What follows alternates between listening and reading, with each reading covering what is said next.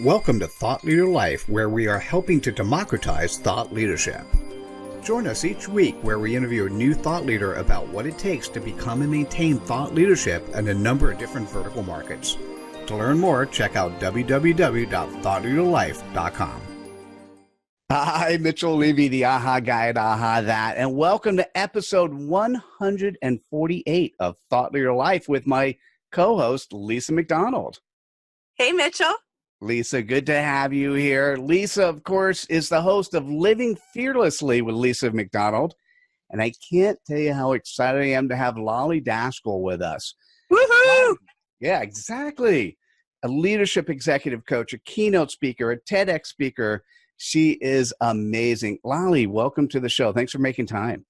Thank you for having me. Hi, Mitchell. Hey. Hi, Lisa.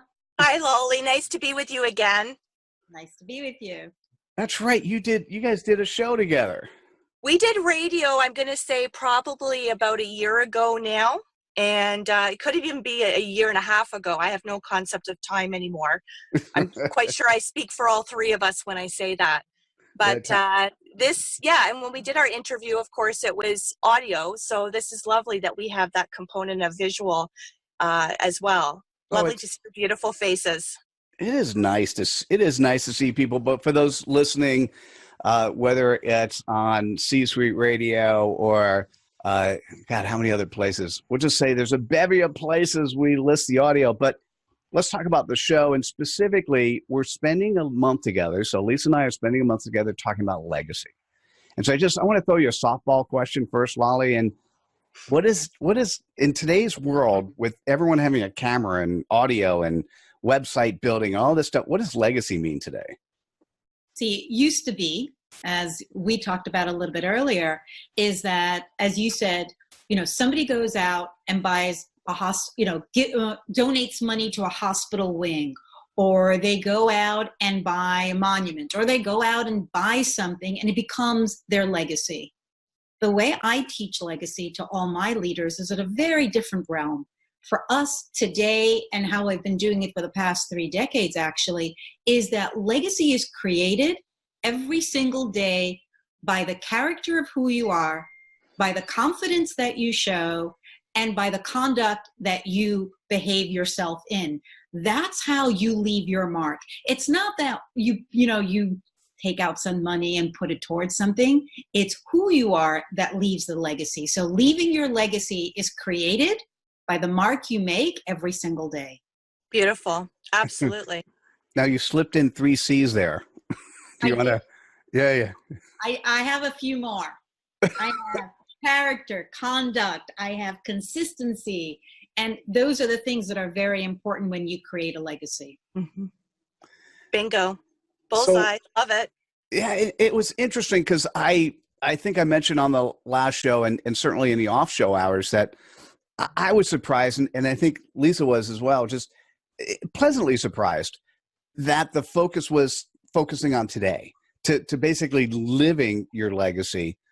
And I guess, how does that manifest itself for you, Lolly? What is it that you do day? I mean, I know it's the 3 C's and the implementation of that, but maybe you could give us a story or tell us a little bit more. So I want to talk a little bit about what you said before I answer your question.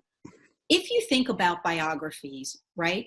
You think, let's take some examples. Let's take, because I'm obsessed, as you can tell behind me, with reading books. And I love reading biographies because I think the choices that people make on a daily basis is what creates their legacy. Think of all the people that we admire. Think of the people that we look up to. Think of the people that books are written about, all the great things that they've done. What does that come from? It comes from the choices that they've made that then have created their legacy. So for me, I don't think about what is my legacy as much as what is my character and what are my choices in order to leave my mark. And when I say I want to leave my mark, it's more about how much value am I bringing? Because if I bring value and I'm of service to others, I'm leaving my mark.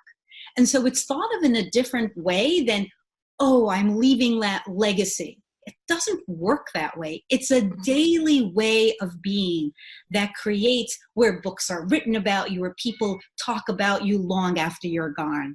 Mm-hmm. Well, the other C I'm going to throw in there too, which is a synopsis for what Lolly just described, it's context, right? So because of the preconceived notions of how people would stereotypically define or characterize legacy based on the contrast, another C word, of what it was that Lolly just stated, you know, that truly is what embodies, I believe, and I do wholeheartedly subscribe to your definition, Lolly, of legacy, because it really is the walking, talking, breathing example. And it's not doing it to be contrived, another C word. It's, you know, but it's being cognizant, another C word. But it's being cognizant of, you know, really just embodying the spirit, because everything we talk about this quite openly and consistently on radio, it's really just, you know, the energetic realm of what it is that you operate within. That's the attractor factor. You know, when you're positive, when you're upbeat, when you're paying it forward, when you're being of service, when you're really here to anchor other people, you want to give people platforms and opportunities in which to shine.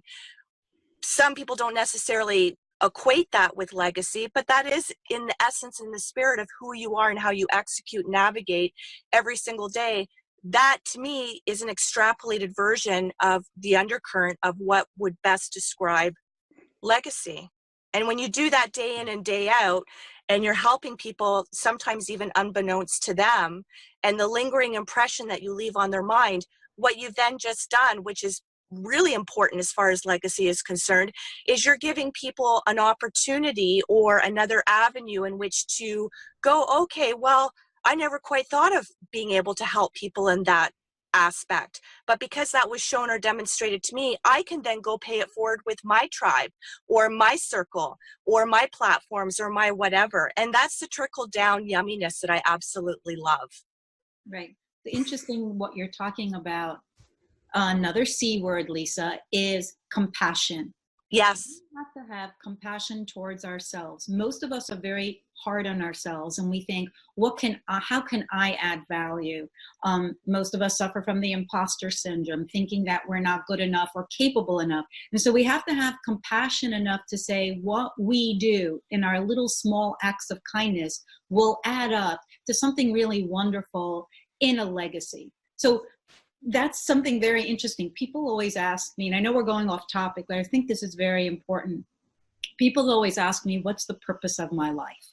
Because, you know, leaders, they're leading others and they say, what do I need to do? What big thing do I need to do? And I always equate that to dipping into your pocket and donating it to a building.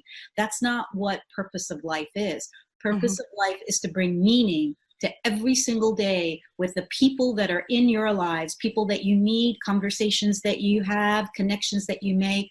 If you can do that on a daily basis, you're leaving your mark, you are living your purpose, and you will leave a great legacy.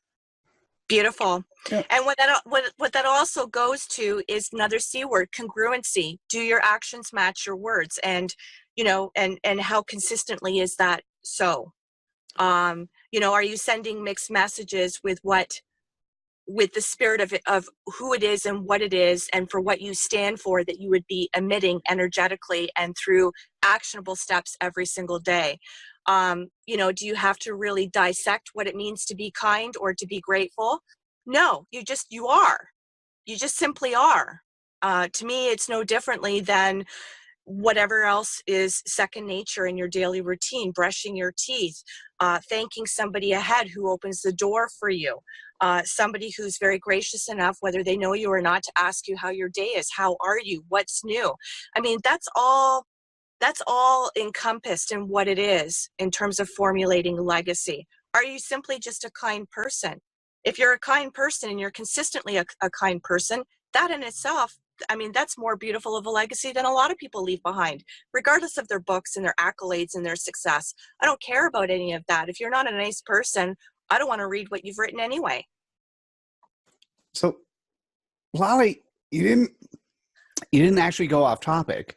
It was very funny because you kind of had my brain. The next question I was going to ask you, which you answered, so now you're going to answer it in slightly different ways. When you're doing your leadership coaching and you're helping leaders figure out, and they come to you and ask you, you know, what's legacy? So maybe you could either tell a story, give some on an overarching thing when people come to you and they say, hey, I see what you do, right? You're out there. I mean, here's the one thing. You're out there, you're living, how about I say you're living large, but you're living it both colorfully and also authentically in a very beautiful way. So that's a nice thing to see when I see your emails or I see that you're doing things. I'm inclined to want to participate because I like the persona that you deliver to the world. So my subtle sort of accolade and thank you to you. And so people come to, who's he talking about? I'm talking about you, my friend, you. So when people see that and let's say they are now in the room with you and they say, hell, I want to be that. What do you say? And from the context of legacy, and what do you say to them and how do you interact with them? Absolutely. And interestingly enough, thank you for your kind words. I really appreciate that. I was thinking, who is he talking about? What I own it. Yes, I own it. And I said, thank you. Yeah. What I think is important is for every individual, not only the ones that I coach, but for every single person that's thinking, how can I leave my mark? The conversations that I have with my clients start with, what are your values? Mm-hmm. What is important to you? What do you want to stand for? What do you want people to know about you? Last week, I attended a funeral. Guess what? They did not talk about what the guy did for a living. They did not talk about how many meetings he had. They didn't talk about how much money he had. They spoke about who he was as a person.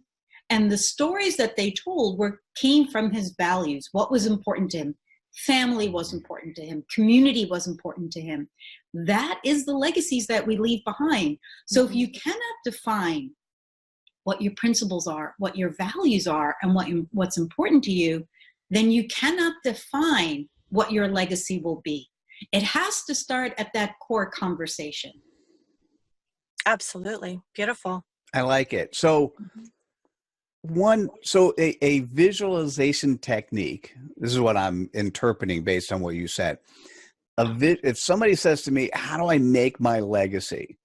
Maybe the first thing you say, it's a little morbid, is, okay, you're writing your obituary. What do people say about you? So you probably don't say it that way, do you? Are you asking a question or making a statement? Well, it was sort of a statement with an open-ended inflection at the end, something you should never say. So the opportunity for you to go, yeah, exactly, or no, I wouldn't do it that way. It's so interesting that you started at the end about your eulogy, and I always start from the past, not the future. Because I think that we are created by what we experience, and we decide what's important to us by how we have been developed as a human being. And so it's one thing, when we talk about legacy, people always talk about the end. I always start from the beginning because I think legacy is foundational work. It's what made you the person that you are today, and what is important to you as a person. Most likely people will talk about their past. Most likely people will say, well, this is what happened to me, or there was someone who said something to me. It has to do with your past that makes you into the present and how you will be remembered for the future. So it's a great exercise to say, what are they going to say at the end of my life? But start thinking about who you are from the beginning of your life. Love it. Love it. And it's interesting that you preface it that way, Lolly, because in every body of work that I do, I'm adamant when it comes to prefacing the beginning as opposed to the end, because particularly if you are a staunch student of life, if you're always looking to absorb and to learn and to grow and to expand, for any information that you're receptive to embracing to make you a better human being or to make you more honed in your mindset or more clear on your vision, there is no end, there's no cap, there's no expiry date. It's really just the beginning, because there's always a new nuance or a new perspective that we can walk away from, even if somebody has said something seemingly cliche that has been redundantly passed down in our world of personal growth and personal development. But sometimes it's just the way in which it's been said or the way in which it's been backed up by a personal testimonial or an example or the inflection in someone's voice, where that's where we have that aha moment that goes off for other people. And that's cliche in itself. People say, I've heard that said a million different times, but the way in which that was captured or the way in which that was paraphrased, I got it. And I got it at a much deeper, substantial level. Right.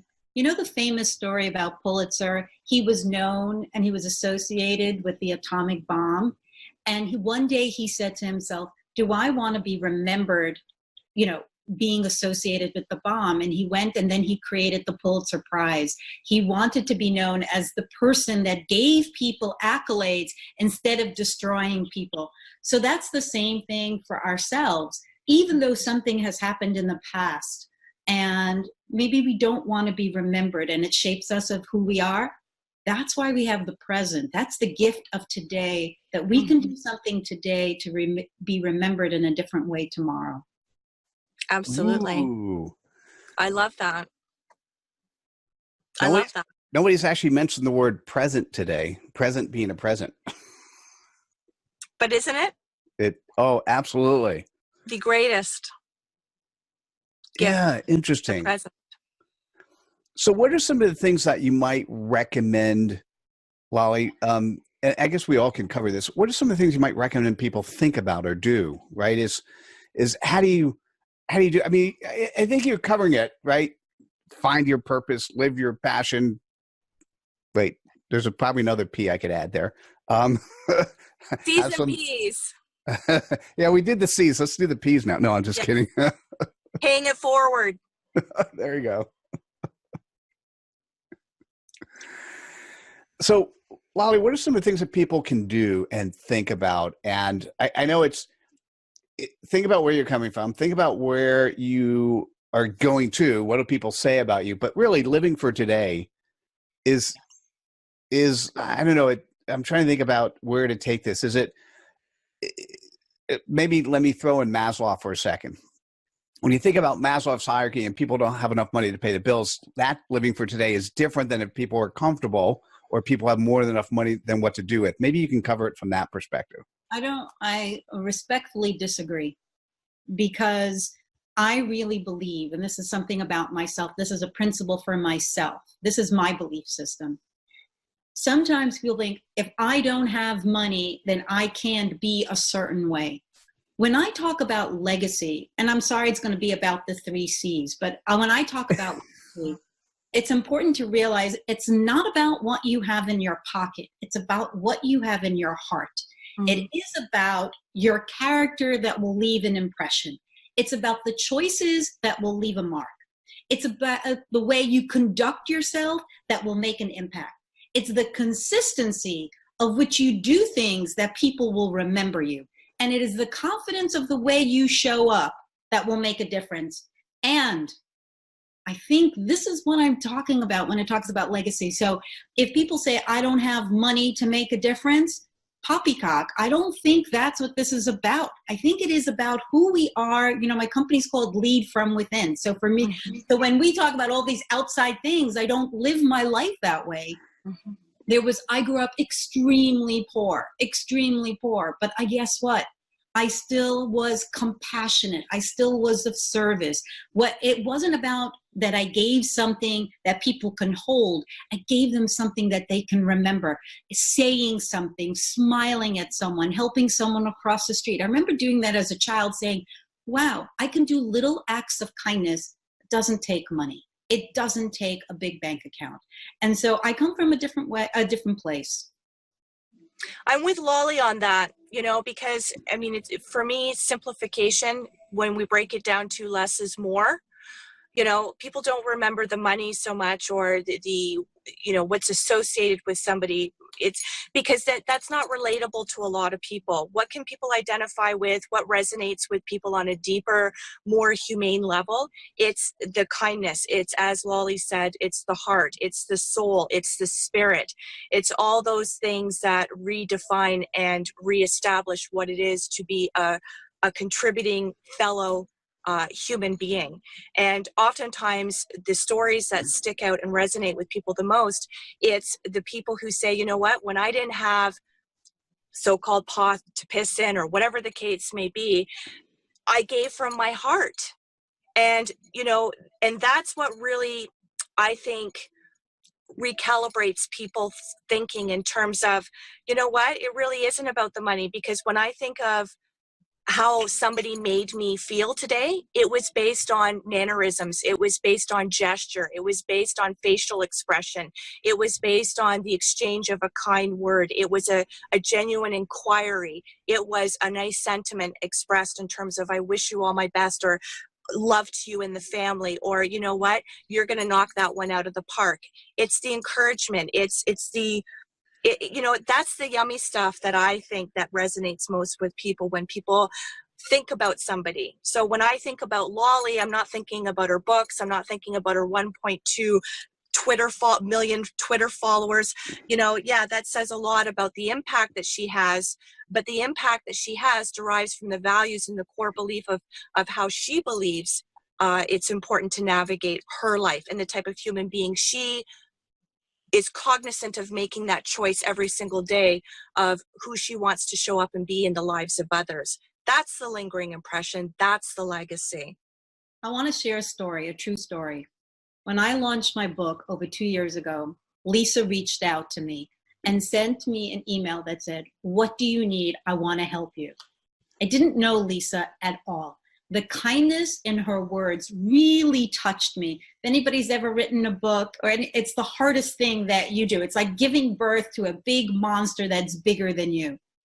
So when you reached out, Lisa, and asked me if I would be part of this interview, and then we had to do it on a day where I had to make a choice, right, between my values of being with family or really having this conversation, I actually told my family, Lisa was there for me when I needed her most, was the kindness to me. I want to pay it forward. And those are the things that you remember.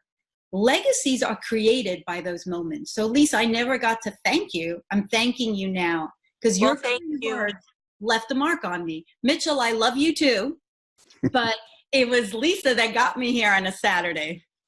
Thank you, Lolly. I appreciate that. But again, that's the vibe attracts tribe. That's the synergistic, creative, co-creative spirit. That's, like attracts like. That's the attractor factor. And because it does come from a place of sincerity, it does come from a place of authenticity. Because if I wasn't authentic, you wouldn't have given me the time of day. If you weren't authentic, I wouldn't have been the least bit interested in seeking you out as one of the very selective panel people we've chosen to do this legacy series. But that's the impression that you left with me. And even though we only had that beautiful moment in time with the loyal listeners and the podcast subscribers well over a year ago, you resonated with me. And you're the only female that's a part of this series. And, that's not right. And it wasn't even consciously a decision on my part, but when I thought about females and people who I've interviewed and people who I really thought were indicative in their messaging and in their daily living of who embodied legacy, I said to Mitchell, I'm reaching out to Lolly. It was just a no-brainer. This is a Saturday love fest, Mitchell. So I'm glad I asked the money question. So, because it inspired some really pure feelings. It got me, you gave me an aha moment as you were speaking. So I wanted to reiterate something from my book. So I did a TED Talk and I did a book, and it's called Being Seen and Being Heard as a Thought Leader. What I want to do is not talk about me. We ended up interviewing, and Lolly, three of these people, and Iran runs Thought Leadership for Cisco. But I want to talk about Robert Clancy. So Robert's in the book. He has 500,000 followers on Facebook, not one to two followers on Twitter. I mean, not 1.2 million followers on Twitter. 1.3. What you guys? 1.3. Oh, I didn't look ahead of time. I should have looked. Awesome. And so what he says, and then I'm going to tie in what you said. What he says in this book, it's an aha moment. It says, good thought leaders are at the top of the mountain.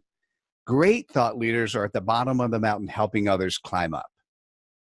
And when I say that, and I've been on 150 radio shows this year, and so when I say that, I don't actually say anything about money. I don't imply that people have money or don't money, but I will from now on continue that statement.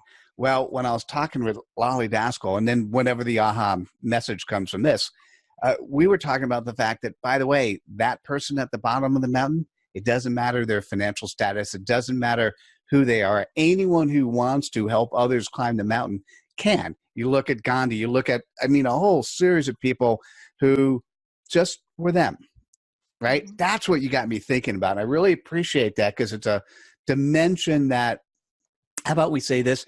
It's a dimension that men don't think about in maybe the same way as women. So I appreciate that food for thought. You're welcome. See, continued love fest. Beautiful. All right. So I still, I'm, there's still something about, in my mind, the coaching of other people as a leadership executive. There's something there that needs to come out. So can I throw it up as an open-ended question that there's more there for you to share? Whatever you want, Mitchell. Open-ended question. Once again, you're working with groups of people, either at a huge conference or individual or masterminds. How, if they hear you say these words, what you just said, lead from within, do the right stuff every day. It doesn't matter how much money. And then they look at you and they say, yes, but you're Lolly Daskall, right? Some people. What does that mean? Lolly Daskall, you little rascal. Yeah.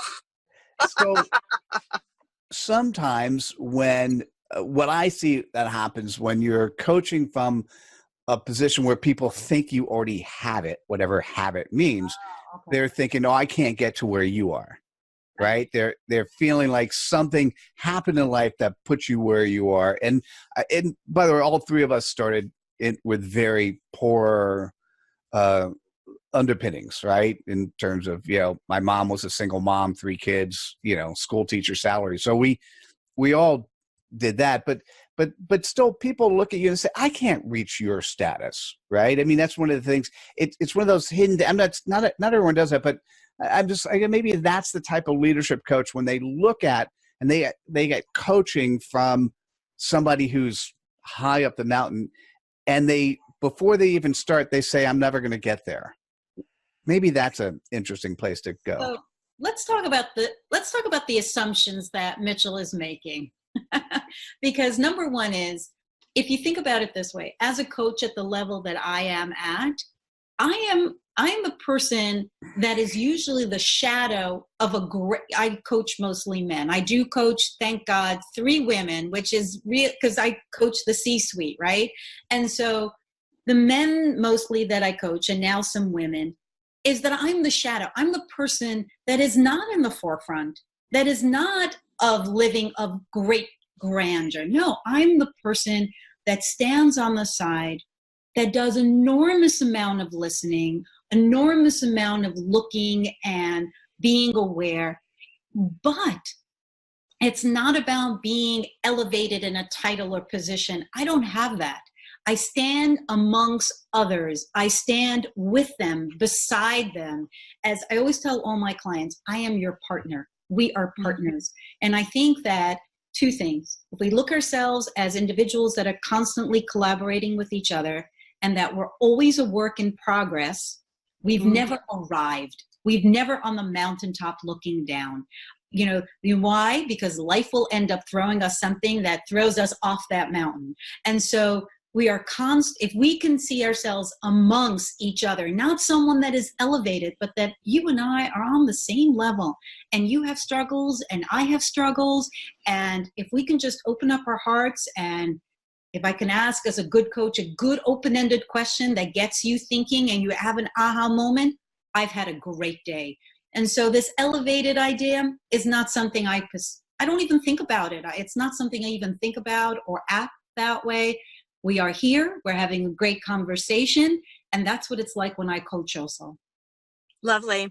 I would be remiss, actually, because what you said, Mitchell, it made me think of somebody else who's worth mentioning here. I'd be remiss if I didn't say a shout out and a thank you to all of our mutual friend, Dove Barron. Dove Barron was the one who initially introduced me to Lolly as a prospective radio guest, given how highly he also thinks of her. And I respect Dove, and his opinion holds a lot of currency with me.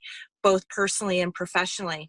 But Dove, when I think of Dove too, and I thought about this because of the way you asked the question, Mitchell, in terms of, looking at it from an outsider standpoint, questioning how is it that they could get to where Lolly is, getting there.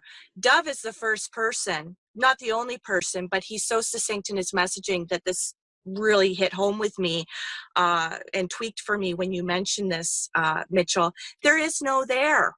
There is no there, particularly for people like us who are committed to personal growth, personal development, and are staunchly committed to never being in competition with other people. It's about raising our own standards. It's about every single day being committed to being the best, most improved version of who it is we are. Because if we're understanding that this is an internal job, if we're understanding that we've got enough to work on within ourselves before thinking it's our right or our prerogative to point the finger elsewhere and find fault with other people who are seemingly lacking in a certain area, or they're deficient, or they've got things in which to improve upon, unless it's a mentoring relationship and you're paying me for that and you're eliciting me, that's not my prerogative. That's not my prerogative to weigh in on that. I'm too busy working on myself, and I've got a long way to go. So I bring Dove up, one, because I want to thank him again for putting you, Lolly, on my path and in my life and in my journey, and also to reemphasize and reinforce the fact that there is no there. There is no there. There's always going to be a higher level within yourself that you want to aspire to, not from an accolade success standpoint, but in terms of being a better, more refined human being, a contributor to society. Very well said. That's tasty.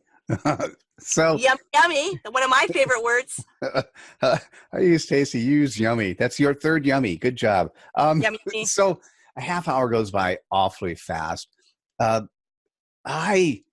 It was interesting. It was interesting to have this conversation, and I really appreciate you spending the time, both of you guys spending the time to make this happen.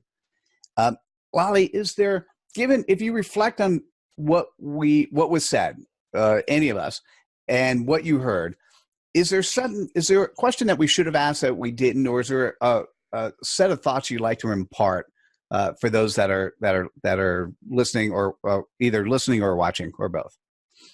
I'd like to just mention more of a statement than a question.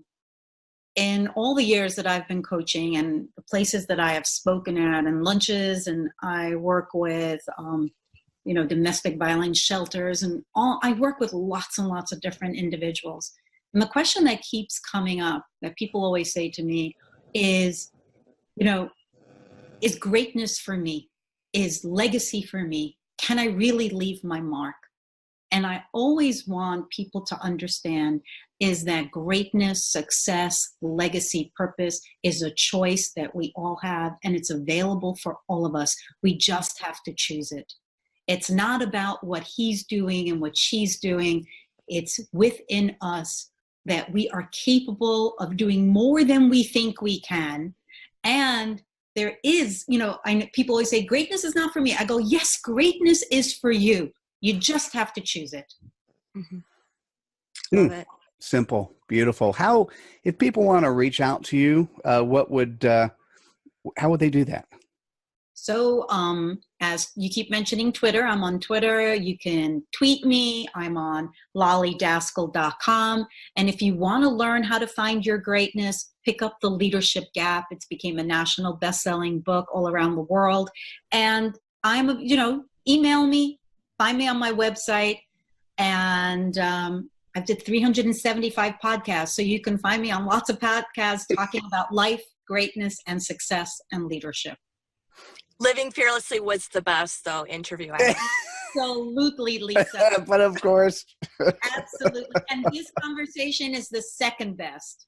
Love it. Fantastic. Lisa, how would you like to summarize what you heard and what this session sort of meant to you?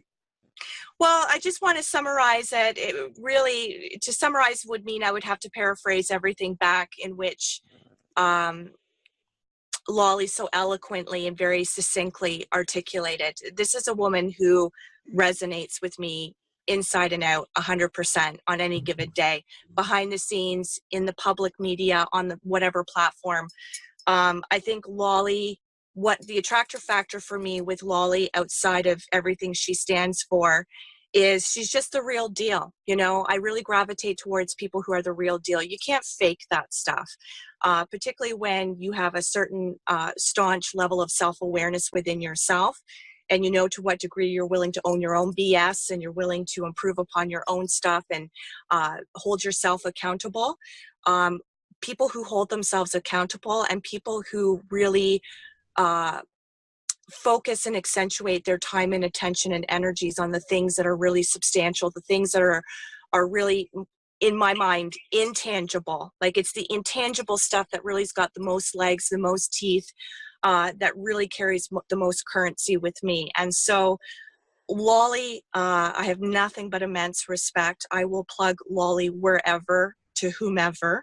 I don't do that a lot with a lot of people. I'm very discerning and I'm very selective, because if people see you as the yes person, or, you know, you're automatically endorsing everybody all the time, everywhere, then it kind of loses merit and credibility. So Lolly is one person who I will forever endorse and support, and somebody who I'm very proud and honored and privileged to call peer and colleague. And the legacy that this woman is leaving behind, in the here and now, in the present, based on all the C's that she cited, another C, is, you know, it's creme de la creme. I mean, again, good job, Lolly. You're a great human being, and I thank you for the time that you've given us today. You've been very charitable. You've been very gracious. You've been very generous. And thank you to your family for allowing you to make that sacrifice and understanding that, of course, you know, that's who Lolly is. Of course, we're going to concede on that. Another C. So anyway, I just want to say, Lolly, I really want to thank you for everything that you continue to do, to pay it forward, to be of service, to be the stellar example in which you are. And I'm very grateful that our paths have crossed, not once now, but twice, and hopefully again. Thank you. I'm so uncomfortable. I'm blushing. I'm very uncomfortable, but thank you, Lisa. Thank you. Oh, Lolly, well worth it. And then, Lisa, how do people reach out to you? People can very kindly, graciously reach out to me on my website, livingfearlesslyWithLisa.com. I'm on iHeartRadio, Spotify, iTunes, Apple, C-Suite. I'm staunchly immersed in the C-Suite network, wear a few different hats there. Email is lisa@livingfearlesslywithlisa.com. All over social media. LinkedIn is my favorite preferable site. It converts. It's like-minded people, entrepreneurs who value other entrepreneurs' time. So yeah, I'm all over. All right. Well, I thank you. Where can people find you, Mitchell? Where can we find you, Mitchell? Yeah. I will. So I want to give a summary, but I'll tell you where I'll answer your question first. So just Google my name, Mitchell Levy, and connect to me on the same as Lisa. Connect to me on the platform you want to play on. So LinkedIn, Facebook, Twitter, Google Plus, Pinterest, Snap. I was taking a snap while we were talking. You know, it's a very interesting intimacy tool from how to make friends and keep them over time. You Snapchat them. And what else did I miss? Oh, Pinterest. I just signed up for C-Suite Radio, so this show will probably be an episode that shares there as well at some point in time. And I'll announce it. The show I'm going to be creating is called Mitchell Levy Presents Aha Moments. And because I have a number of different shows, I'm going to pick my favorite of the week and include that. So it might actually be an audiobook where one of our authors reads their audiobooks, or it might be from Thought Leader Life, or have another show, Grow Your 1099. And so just pick the best of and put that out there. I do have a radio station now. We just started called AHAthat Radio. So if you want AHA messages 24 hours a day, you can go to AHAthatradio.com, and it's our authors reading their AHA books. From this show, and I'll just sort of wrap up. Lisa, yes, I agree. It was good to have more more of a female focus versus all these men we had. Not that they weren't, stellar in their own right. Not they weren't heart-centered, but it was nice to see and feel the energy that you're delivering to the world, Lolly. That was really fascinating. I I think I'll leave with one point that really stuck out to me in terms of something you said. I mean, the one in terms of what we're talking about, legacy, actually both. They're both legacy. One is, obviously living for today, being the right person, all the stuff that you mentioned, absolutely beautiful. The thing that was really interesting to me is a demonstration of your legacy of being that person. And that was at some point in time, Lisa went out and made you feel good, gave you that chip, did something that was favorable for you, and it was in your memory. And it wasn't, Lisa didn't call you and say, hey, I want to borrow my chip back, right? She just, she just said, can you help? You want to join us? And it felt comfortable for you to say yes. That to me is a demonstration. It's demonstrating integrity. It's demonstrating the authenticity of saying, hey, listen, if at a point in time when I'm in need, if you help me, I won't forget.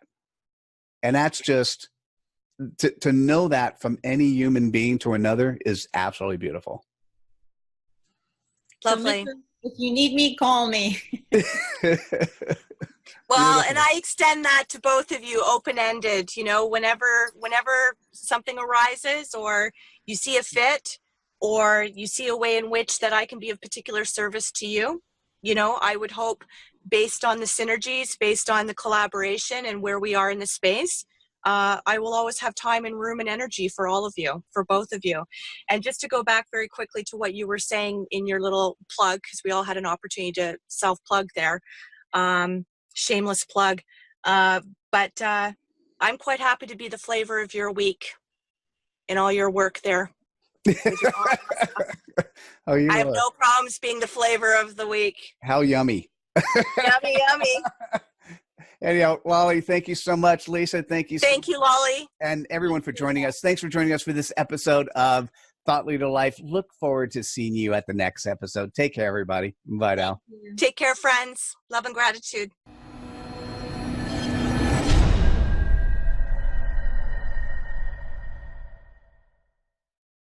Hope you enjoyed this episode of Thought Leader Life. Please subscribe to us on YouTube and activate us by going to thoughtleaderlife.com/activate. Till next time.